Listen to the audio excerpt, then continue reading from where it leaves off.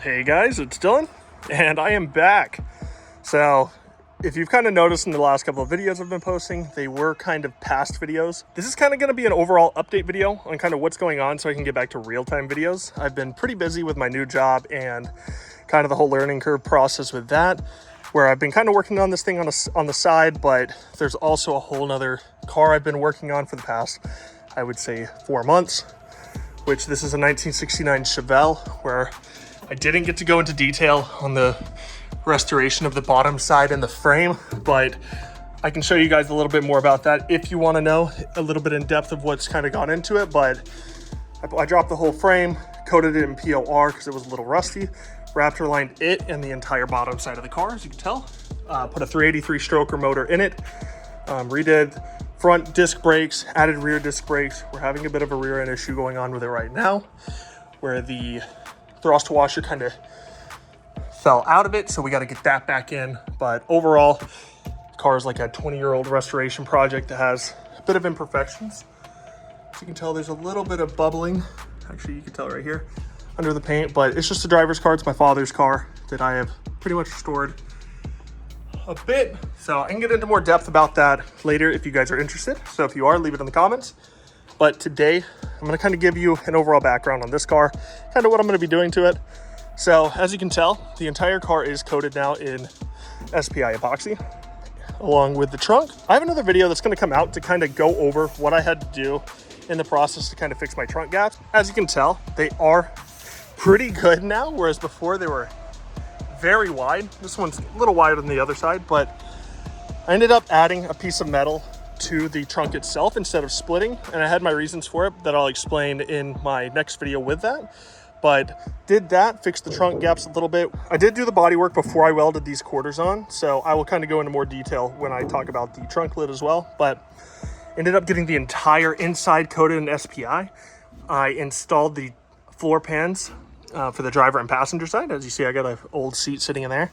Did some seam sealer on top of all that, and it has been epoxied. I have an old dash sitting in it, but everything is good back here. I have been doing some of the body work up front. I wish I had videos on each of these processes, but it's just been kind of things that have been worked on for like an hour or two on the weekends. So it's been hard, but I'm gonna try to update more with you guys on the process. So we're gonna have to do some work up here where I had to weld the panel on with here. So it is welded, and we have to add a little bit of a seam sealer to the backside, or a little like spongy material so it doesn't rattle or anything. And then we have the lower cowls, or the outer cowls, kind of welded on as well. So kind of in today's steps, what I'm going to be doing is seam sealing these cowls completely on like factory on this inside ledge as well, along with this side. And we're going to be starting on the body work on the rockers. So as you can see, these rockers, the outer rocker panels, are the only part of the Camaro outer panels that have been kept an original, as you can tell. So they've got a lot of deep pitting, but nothing is too crazy. I know the correct procedure would probably be to maybe try to weld these up, but they are sandblasted, they are coated, they are rust free now. So what I'm going to do is kind of wipe a little bit of finisher glaze putty over top. They're not too deep, so this is probably my deepest one right there, which isn't even too bad. And we're going to smooth it over, and you'll never know. We're going to keep the trim holes because we are going to run the chrome trim down the sides to kind of break up some of the black. And then I'm going to do a little bit of work kind of up on this ledge. So I'm going to keep it kind of standard here. I'm going to follow the quarter line up until about right here. As you see, it starts to flare out.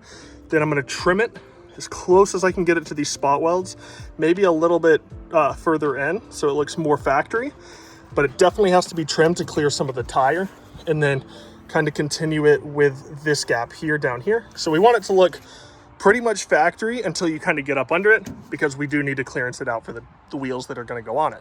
So I'm going to do that on both sides.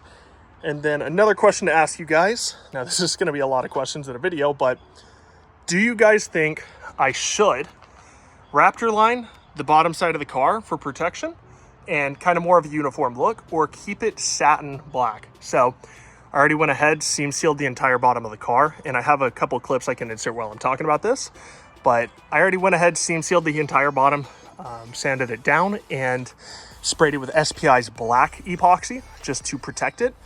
Now you can tell if I show you guys like right here, there's a lot of imperfection spots where I am going to seam seal kind of these ledges and stuff, but even like right here and kind of any spot that was worked and has a little bit of metal work to it, it's easy to tell where I've kind of worked on it and stuff. So I wanted to get your guys' opinion.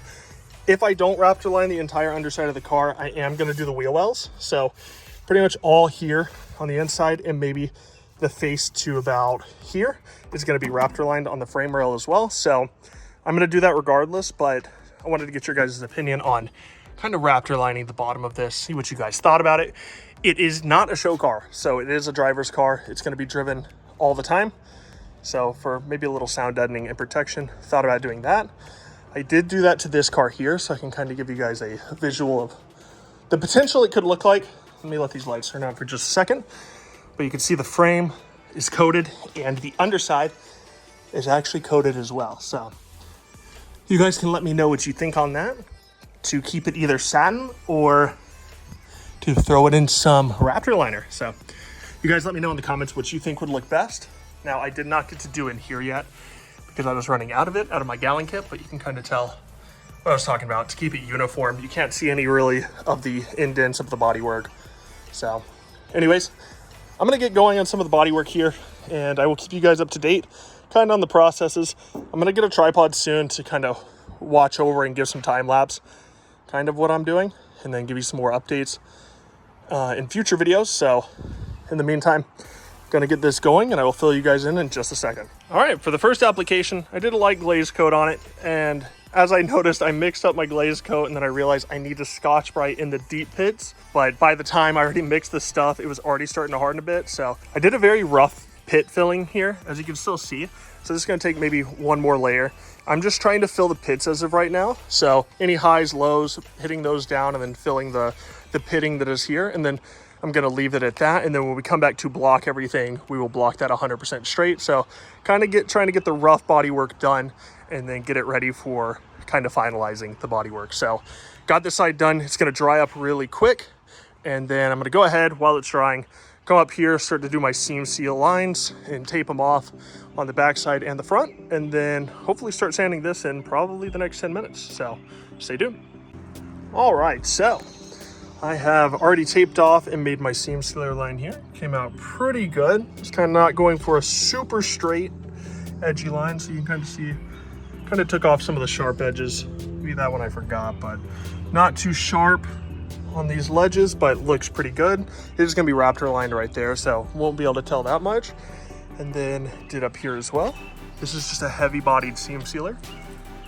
Did it along this line as well, all the way down. So pretty much I just ran a tape line straight kind of on this panel here up to the edge, and then same with over here. Ran one here and then ran one on the back side all the way down, kind of stopped right there and then stopped down there, and then right up top. Kind of continued that, so I did one right there and then one right there. So no water should be getting up and under this ledge anytime soon. So looks pretty good, super happy with it. I like the lines it's kind of putting in, kind of making it look a little bit more complete. So looking good. Now this is all dried up. This is probably about an hour later. So pretty much after all that, I'm gonna go ahead and block this up, get this kind of smoothed out a little bit, and then I'm gonna throw some 2-in-1 primer over it for now until we are ready to final block it. Kind of make sure we have every pinhole and everything out of it. And then right here, there's kind of a little divot. I don't know if you'll be able to see it. There's a little ding here.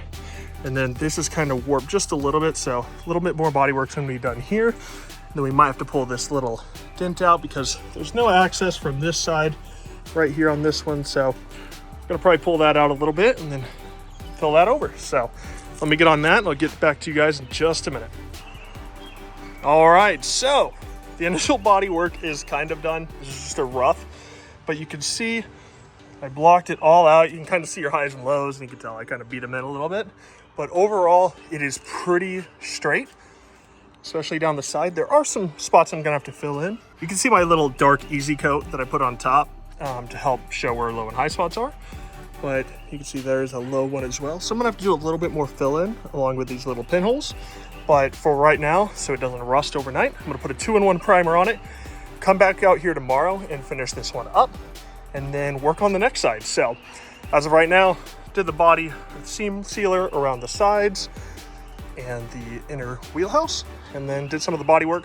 And then I should cut to the next clip where I am wrapping this side up and then working on the other side. So be back in just a second for you guys.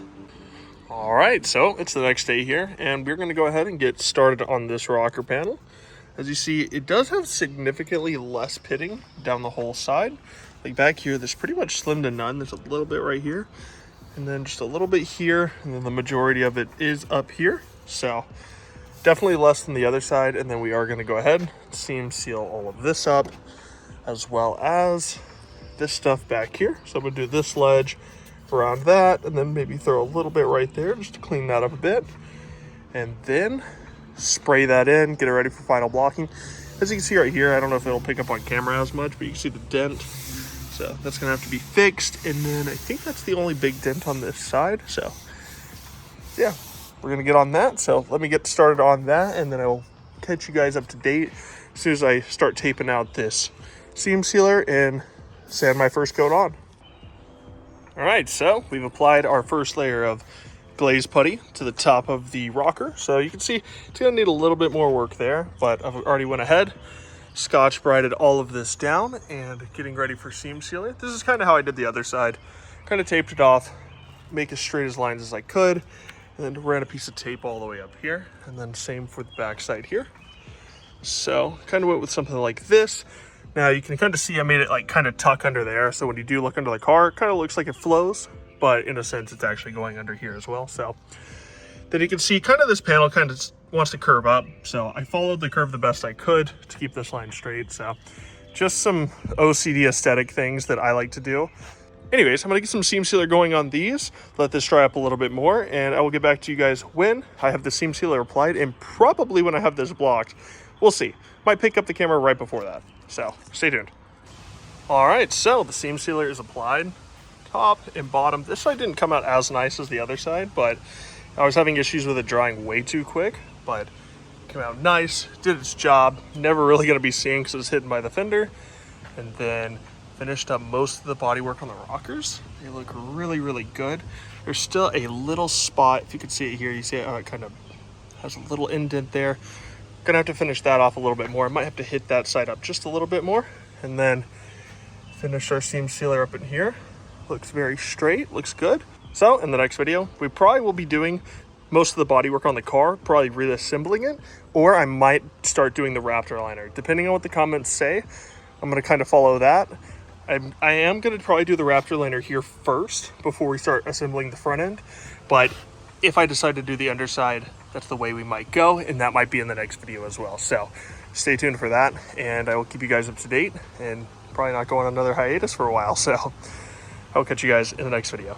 Peace.